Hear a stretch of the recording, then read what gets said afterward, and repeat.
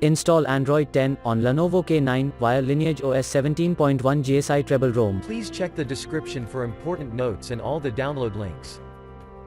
First download ROM and GApps packages, then transfer the downloaded files to the phone storage. Link is in the description below. Step 2. Boot your device into TWRP recovery. Once in TWRP, click on Wipe, Advanced Wipe, and select the check boxes, as shown in the image, excluding internal storage. Step 4. Swipe the button to wipe the device. Step 5. Go back to the recovery main screen, and tap on the Install button. Step 6. Navigate to the storage, and select the ROM zip file. Step 7. Finally, swipe the button on the screen, to install ROM file. Step 8. Flash the GApps zip package, in the same manner.